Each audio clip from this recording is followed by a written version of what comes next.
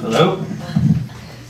I was bored on a plane the other day. I was leafing through an airline magazine. I saw one of those ads for like a magic diet pill, like lose 30 pounds in 30 days. And I can understand how like the after picture gets taken. You know, the lady's looking good. She's got chest out, stomach in, she's tan, she's turned sideways. Everything's looking pretty tight. But I can never understand, why does this before picture ever get taken? You know this one? Some guy walk up to his wife and go, "Honey, you're looking especially fat, pale, lumpy, and depressed today. Why don't you run upstairs, grab a bathing suit that hasn't fit in you in 15 years, come back down, we'll take a few glamour shots. Just in case you go on a diet someday." Oh, that's good, that's good. Stand in front of the fridge, open the door slowly. Oh, the camera hates you. Then there's always a guy, there's just a fat guy on a diving board. Somebody at a party's like, "Oh my God, you're fat." Weather's getting warmer. Thinking about playing tennis. Anybody play tennis out there? Yeah, I like it.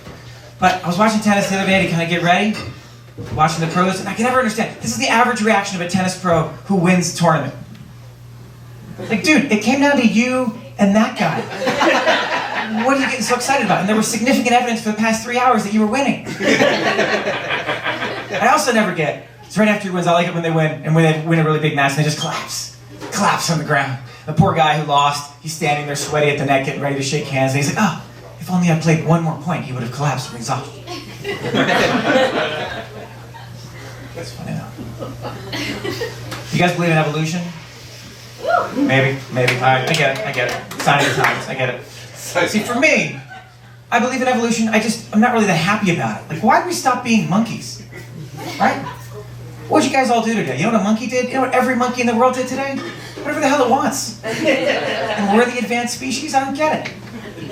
Even if they're caged, you ever been to the monkey cage at the zoo? Every other animal in the zoo is all miserable, sad, looking around for the exit. You go to the monkey cage at the zoo, it's like when you're a kid in high school and you have a party and your parents come home a day early. You walk in there, there's 2 kids hanging from the ceiling, a couple of monkeys making out in the corner, 2 of them passed out on the ground. They're like, "Oh, you're back?"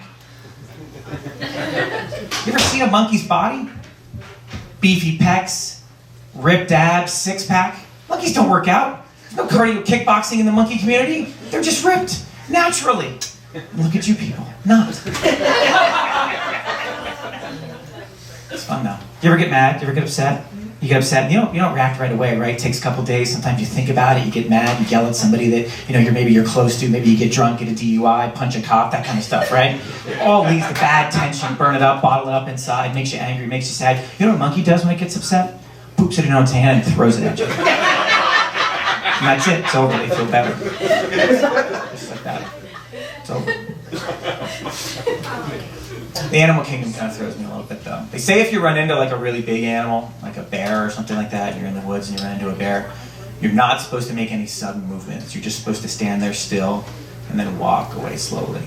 Because it turns out that the bear is actually afraid of you, and if you make any sudden movements, the bear will charge you, maul you, and kill you. What a weird thing to do when you're scared.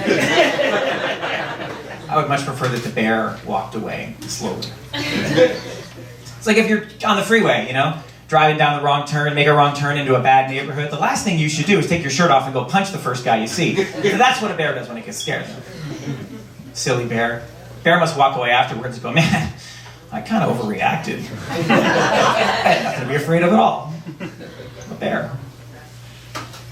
Saw a kid speaking Chinese the other day. That was impressive. He was Chinese, but still, I still think it's kind of impressive. He's 3 years old. I was like, look, and I was telling my wife, I'm like, "Look, this kid was speaking Chinese." And she goes, "Mike, he's Chinese. That's, it's different languages, Spanish, Chinese." I'm like, "No. Have you ever seen the alphabet? Every letter in the Chinese alphabet is like a house with 2 puffs of smoke coming out of the chimney. There's a dad coming up the driveway in a car. He's waving. The 2 kids are playing ball in the front yard. There's a grandma knitting a quilt up on the top 2nd floor, and that is the letter R. The letter S is exactly the same, except no puffs of smoke." Thinking about getting laser surgery on my eyes. I'm scared though. I'm worried that we haven't seen the long-term effects of this, right? We haven't had like a whole generation that got laser surgery. I just feel like I'm gonna be 70 and there's gonna be a doctor who's like my age, be like, "So let me get this straight. You had someone take a laser to your eyes, curve out the cornea, scrape it down, laser it back on. What the fuck were you thinking?" And it's not like they lied about it, right? They call it laser surgery. We should know better. But you know, they always kind of go back to the same excuse. They'll always be like, oh, you know, we tested it on, they tested on animals. They'll be like, oh, we tested it on pigs, because pigs have a very similar ocular structure to humans, so it should have made sense, Yeah, there are some things a pig cannot tell you, right? A pig cannot tell you, I no longer see the color red. A pig cannot tell you, I suffer from nightmarish hallucinations. A pig cannot tell you, my eyes always itch, but I only have hooves and I cannot reach them to describe them.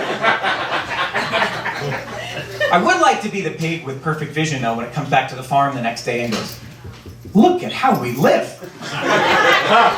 We're pigs. Stop. I had a nightmare the other day.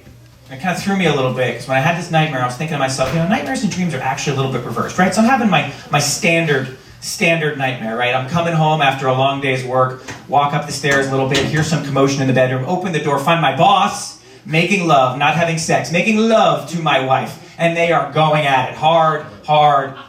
And what pissed me off even more than what I saw there was, for some reason, in the corner of the room, my father is filming on one of those old school cameras.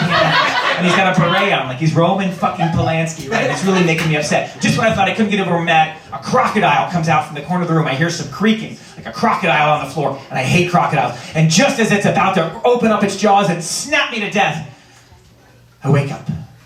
I look around, and I see my wife. She's next to me in bed. She's beautiful.